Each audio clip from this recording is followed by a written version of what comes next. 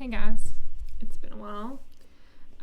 When I tell you, I know this sounds probably silly, when I tell you that the devil fights me hard to make these videos, and I'm not saying that I am anything special or like that the devil should be after me, but I'm telling you, he comes after me every video I make. So I just ask if you guys could pray for me. I know there's a lot going on in our little county, even in just my church, and so I feel selfish even asking for your prayers, but I would just ask if you would just pause for a second and just say a prayer for me and my family. I just really feel like the devil fights this, and if you have talked to me anytime soon, you would know, like I've said, that I've quit doing this like 50 times.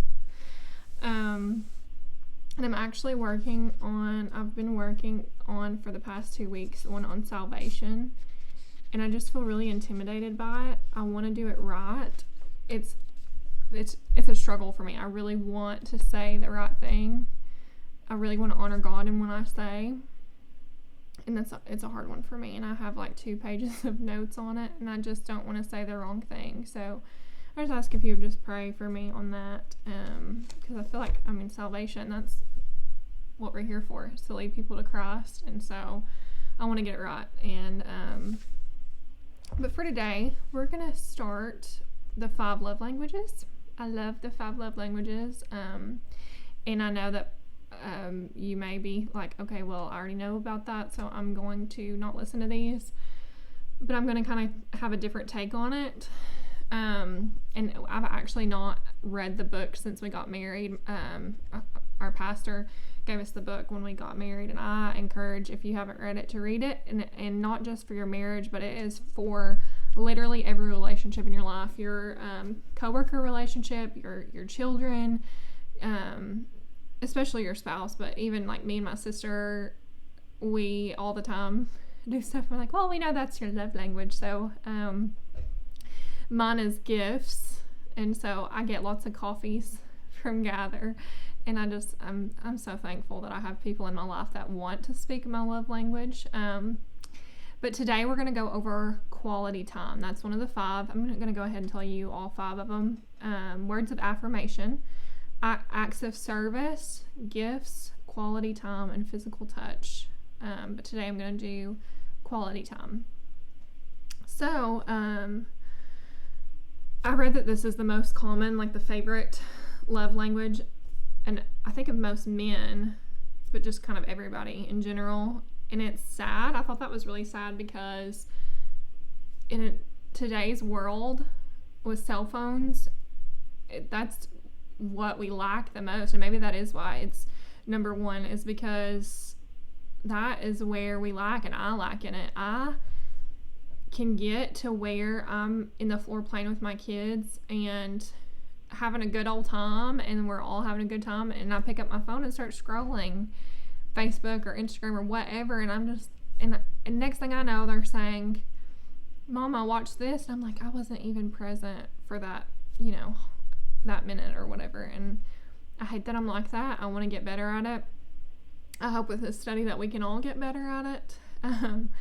I had wrote down, I remember, telling my age, I remember when texting, so I got my first cell phone, I think when I was in 7th or 8th grade. I didn't have a texting plan on it, so like every text that came in, 25 cents, every text you sent out, 25 cents, and so anytime that there was like a discrepancy, my parents knew, and like I was not allowed to text. So I had a boyfriend like my freshman year, and I had told him I told him Thursday at school, I'll meet you at the fair tomorrow. And so I realized that my dad is going too, and so I text my boyfriend, I'm like, 25 cents, it's fine, don't meet me at the fair, and don't text me back. And he texts back like, what is going on, why am I not meeting you at the fair? And I text back, all caps, don't text back. So here I am, 75 cents in my head. Like, this is how recent of cell phones is. Now we're all obsessed with them. Anyways, that was the end of that relationship.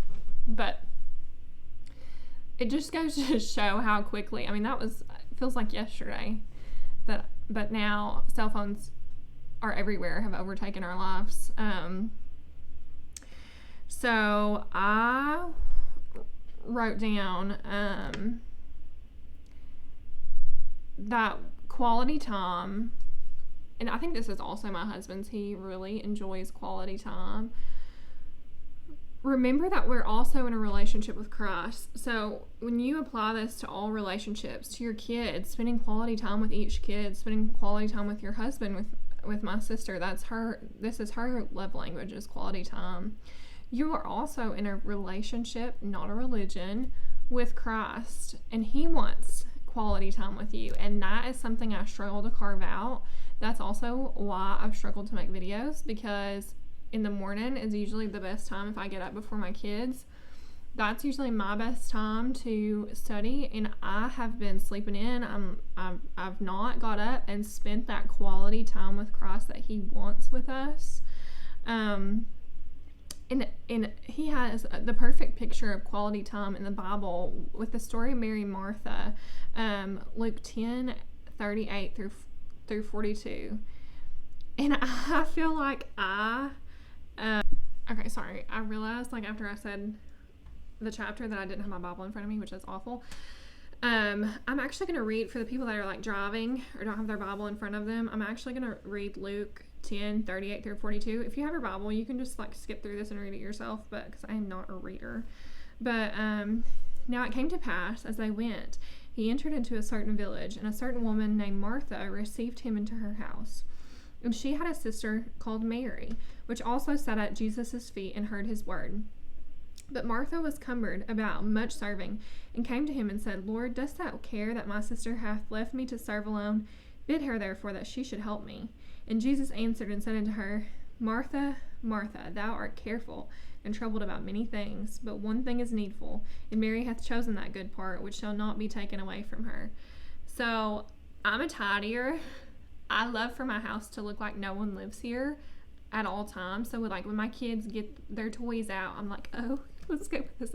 Like, I want my kids to play, but then I don't. I'm like, quit getting stuff out.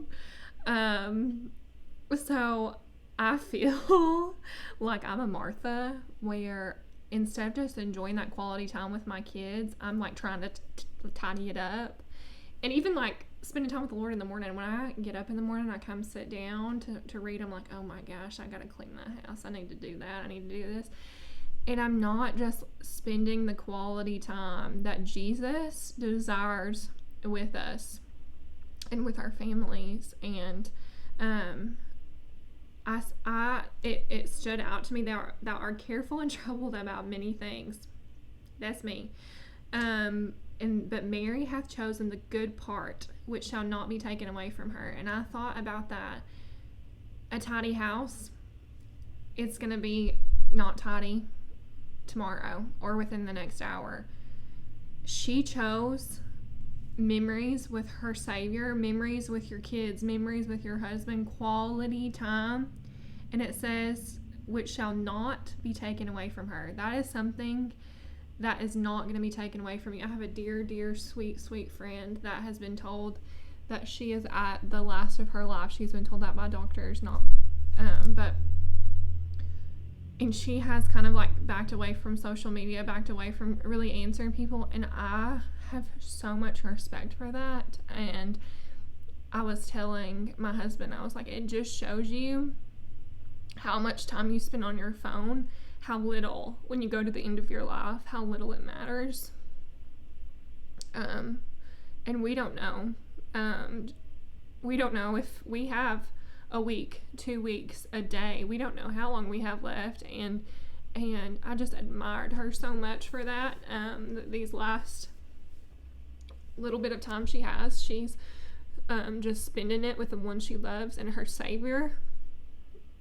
And I aspire to be that way, to stay off my phone today, play with my kids on the floor, stay off my phone today, and have a quality conversation with my husband or with my sister or with my parents or whatever. And I'm so bad for that, and I want to get better.